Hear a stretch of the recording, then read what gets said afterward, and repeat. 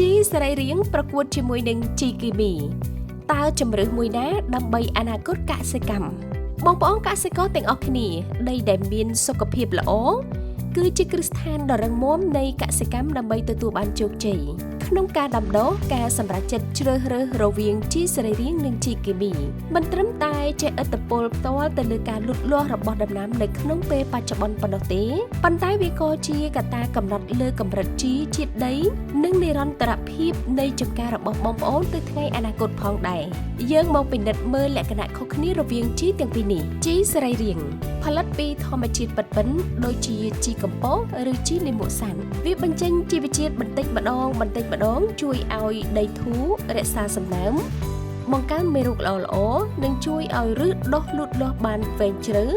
ប្រកបដោយសុវត្ថិភាពនិងនិរន្តរភាពជីគីមីជាអាហារបំពន់លឿនទាន់ចិនផ្គត់ផ្គង់សារធាតុចិញ្ចឹមរហ័សធ្វើឲ្យដំណាំខៀវខ្ចីលឿនប៉ុន្តែបើប្រើច្រើនហួសកម្រិតវានឹងធ្វើឲ្យដីហាប់ណែនងាយជូរបំផ្លាញជីវិតក្នុងដីនិងធ្វើឲ្យដំណាំបាត់បង់ភាពធន់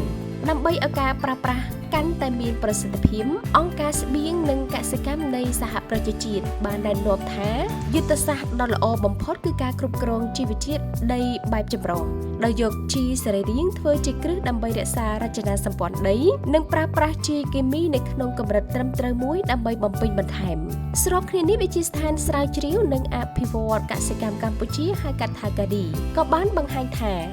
ការបន្ថែមជីសរីរាង្គជាប្រចាំអាចជួយទប់ជើងជីគីមីមិនឲ្យហួនឬហូរចោលដែលជួយឲ្យកសិករកាត់បន្ថយការចំណាយលើជីគីមីរហូតដល់ទៅ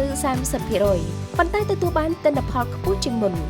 ការជ្រើសរើសប្រើប្រាស់ជីសរីរាង្គគឺដូចជាការសន្សំប្រាក់ក្នុងធនាគារសម្រាប់អនាគតការប្រើប្រាស់ជីសរីរាង្គនិងជីគីមីផ្សំគ្នាឲ្យត្រូវតាមបច្ចេកទេសនិងដំឡើងទិន្នផលនៅថ្ងៃនេះនិងរក្សាដីធូរមានជីវជាតិសម្រាប់ថ្ងៃស្អែកចូលចាប់ផ្ដើមវិនិយោគលើដីរបស់បងប្អូនចាប់ពីថ្ងៃនេះតទៅ